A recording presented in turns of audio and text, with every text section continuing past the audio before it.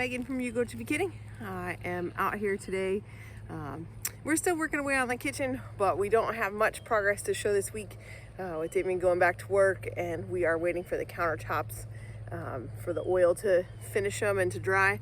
So we'll make the kitchen update as soon as we can, but there's not much to show. So I'm out here working with River, and I just kind of wanted to show a progress on her and kind of give you an update on all our animals and what our plans are for them, and just kind of bring you along on a normal day. So I brought River out. It's a beautiful day. It's November and it's 75. It's so weird, but it's gorgeous. So I actually had River out. Come on, girls. I had River out. She was with the bucks for at least an hour, if not a little bit more, and she did really well. She wanted to play a little bit at the beginning. Hello, sheep. Hi. So River was out with the bucks and did a great job. They're a really good match for her because they're confident enough that they'll just kind of headbutt her, but they can't hurt her because they're a little bit smaller than she is. And yeah, that went really well. So she's been calm. So I put her in here with the girls. I think she gets a little bit more excited and actually a little bit scared of Ivy. Ivy will headbutt her, and somewhat rightfully, because River tries to play with her some. So anyway, I wanted to put them together. I do have a collar on River so I can correct her from a distance. If you've ever used one, you'll know it's not actually a shock at all. It's a little bit of a buzz, maybe a tingle, like your arm fell asleep is kind of a similar way to describe it. It definitely does not hurt. I have put it on the level. It's on her. I've done it to myself, and you can barely even feel it. So if you don't know about the kind of the sport collars, you should check into them. This little fort here the kids left in, the goats played with, but River's gonna try to get herself under there. So it is November. One update is that everybody is supposed to be bred. We tried to breed. We noticed that Ivy and Tansy were in heat, so we wanted to breed Ivy with Elrond, and we wanted to breed Tansy with Link. And so we tried to put them together, and we thought that Tansy had been bred and that Ivy hadn't. But comes to find out, a few weeks later, Tansy went back into heat, so we tried again with Linky, and I'm still unsure. Link still seems really weak on his back legs, and so I'm not sure if he was successful or not. So we'll be keeping our eyes on her to make sure that she does not go into heat again. And Ivy, I thought that Elrond had not been successful. I thought we'd missed it, actually. And so we've been keeping an eye on her and watching her, and she doesn't have any interest in the boys. It does not seem like she's gone back into heat at all, and her milk dried up. So hopefully Ivy is pregnant, but Tansy has not dried up. She's still giving us 4 cups of milk every day, which is pretty good for late November, or well, it's early November. But yeah, we're not sure what's going on. So there's no way to know if they're pregnant except if they don't go into heat. So that's what we'll be keeping our eyes on. It makes for a bit of an unpredictable season, but hopefully we're all good. So we are out front here. The animals have moved all the way up past our garden and are up into our front yard. And so this is where we've got the sheep, and we are able to run them all around this whole front pasture. I'm really curious to see how long that gives us. Should give us several weeks at least before we have to start doing hay. The sheep should be bred many months ago, which will be really interesting to see how early we get lambs. So this year we didn't get our lambs until late March and into April, and I was really hoping for earlier lambs than that. So Luna is looking nice and big on her right side, and Spotsy's, you can't quite tell on her, but so you can see on Luna, oh, Sean's in the way, hi buddy, but her right side sticks out there pretty far. So hopefully we'll have lots of lambs. We actually are potentially going to get a third ewe. So we have some friends who know a farmer with some ewes that they're looking to get rid of.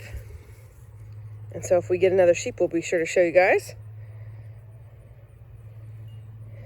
And we've got our net set up. That's where we'll move them to next. Actually, we'll probably move them here in just a few minutes.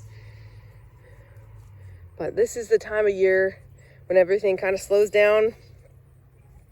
The goats are in a routine. I'm only milking one now. It's super easy. She runs down to the barn. She knows what to do. Nobody really needs much from us. You just move them and leave them be. All right, so Caleb, what are you going to try to do? Feeding apples for the goats. All right, we've never really tried to feed them many treats. Oh, there goes Ivy after River. Did they take a bite? No, Peter didn't. Does Ivy care?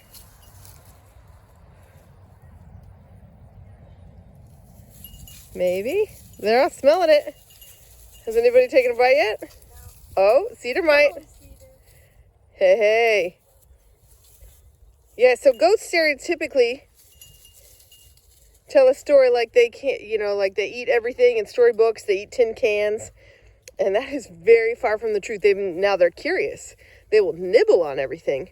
They actually chewed up the cord for the baby monitor that we put in the barn to keep tabs on them.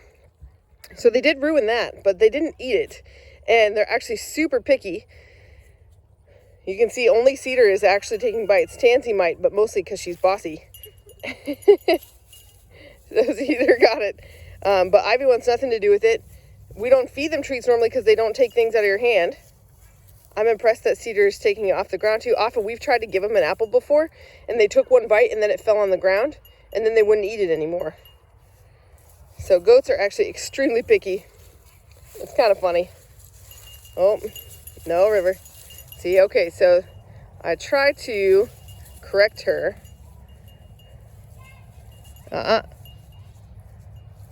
Good. So when she calms down, the animals calm down too. The sheep behave that way too. When she gets, it's actually kind of when she gets scared and wants to run away, then they chase her down and headbutt her. No. See, she kind of wants to play, but she's kind of tucking her tail. No. So I might have to get in there. No. River. Yeah, so this is just exposure. No.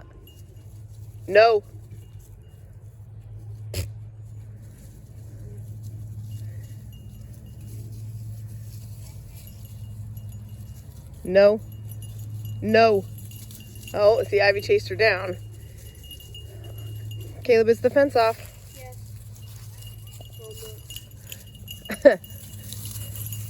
River, come here.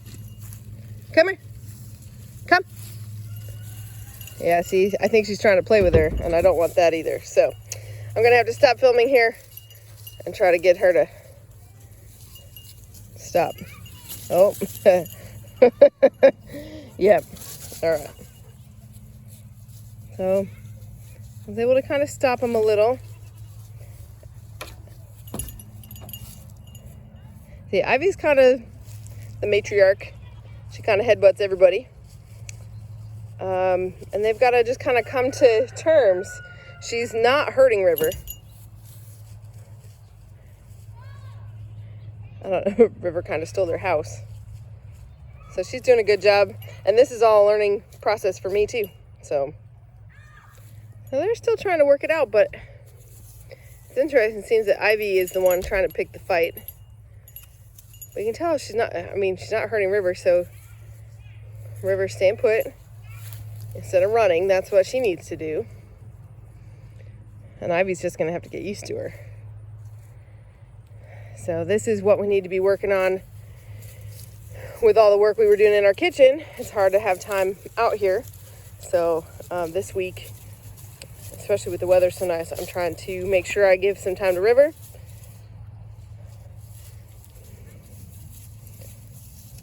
Yeah.